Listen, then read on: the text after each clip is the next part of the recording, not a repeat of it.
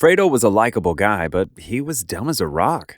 Because he was the younger brother to Sonny, there was no expectation that he would ever sit in the big chair, but even as a capo, he'd have gotten himself killed and others with him. Fredo was not someone you'd want to put in charge of anything involving life and death. He was not a protector. He was someone the family protected, like women and children. When Fredo was given the assignment to go to Vegas and learn the casino game, the Corleones were killing two birds with one stone. They were investing mob money in failing casinos they could take over to facilitate their westward expansion. They were also giving him something to do. His face lit up when he was given the assignment because he finally was being put in charge of something. But Fredo, being the idiot that he was, proceeded to screw that up. As Mo Green said in defending himself when Michael called him out for slapping Fredo around in public, he was banging cocktail waitresses two at a time. Players couldn't get a drink at the table.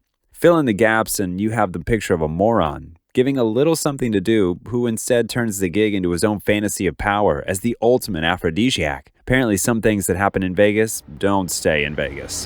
When Michael chastised Fredo, warning him never to take sides against the family again, he couched his deadly warning with the words, "Fredo, you're my older brother, and I love you." Michael Corleone, like his father before him, studied people. He watched them very carefully. He did this with his enemies, but he also did this with his friends and family. He had a knack for using people, but in a way that benefited both parties. He would have done business with Senator Geary had the latter treated him with respect. He would have done the same for Mo Green, opting first to buy him out before choosing to kill him because he was working for Barzini. Vito sent Tom Hagen to Hollywood to meet with Waltz about Johnny Fontaine. Why? Because Fontaine would one day be a big star and they could use him to book more celebrities to casinos in Vegas that they didn't yet own. The Corleones were always thinking 3 moves ahead. The Godfather opens on a meeting between Don Corleone and Bonacera, the Undertaker. The meeting was asked by Bonacera, who wants revenge against his daughter's rapists. Bonacera knows the Don cannot refuse a reasonable request on the day of his daughter's wedding, but it was the Don who had contacted Bonacera before. Why? To establish a relationship, one which Bonacera refused because he wanted to be a good American. Why would the Don set himself up for a slight by making overtures to Bonacera in the first place? Within the context of the story, it's figurative of all the people within the community who had to choose whether to accept the embrace of organized crime as a necessity for survival, but a necessity that came with strings attached. As a successful undertaker, Bonacera didn't need help, so he refused the offer of friendship, hence the slight.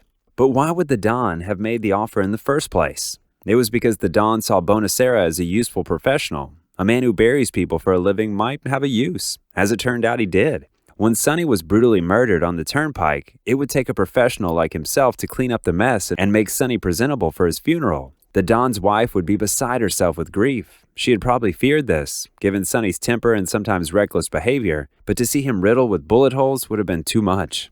Even Carlo Rizzi, who they didn't trust, was given a job in the family. He would never be entrusted with family business, but he'd be given a livelihood, one sufficient to provide for Connie. The same held for Fredo. He couldn't be allowed to put himself or others at risk, but he could be tasked with something to keep him busy and happy. The one time they put a gun in his hand, he managed to let his father get shot in the street. So Fredo was sent off to Vegas, far from the dangers of the family business, but useful to allow him to keep an eye on the Corleone money being used to seed casinos that the Corleones intended to eventually take over. It was his taking sides with Hyman Roth that made it necessary to get rid of Fredo. While the operation was botched, it showed how vulnerable the family was while Fredo drew breath. Fredo was the weak link, too stupid to lead, but just stupid enough to be manipulated by the family's enemies that put everybody at risk. As long as Fredo was alive, he remained a threat to everyone. Thought it was interesting, in that speech that Michael makes when he tells his brother he never wants to see him again, he starts with, "You're nothing to me now." It's more than just telling the guy, "You're dead to me." He's saying there isn't a use for him. Michael knew his mother loved Fredo like a beloved child, which is why he wanted nothing to be done while she was living. Fredo's destinance was already in Michael's mind before these two had their meeting. The only reason Michael met his brother was to find out what he knew. He was going to drop the bomb on him, no matter what he said, but he wanted to milk Fredo for information before doing so. His penultimate line before, "You're nothing to me," was, "Is there anything else you can tell me?" It's not just a random journey from that question to, "You're nothing to me." The second shoe that dropped was not dependent on the first. Michael was going to get around to it. He just needed to first get that last drop of information out of Fredo before cutting him loose. He didn't want to do this. He knew back in Cuba that his brother had betrayed him, and it just killed him because he knew he would have to do the math. Michael didn't kill Sonny. He didn't kill a dominant, powerful, scary, larger-than-life figure. He was fighting off a hyena mixed with a gorilla.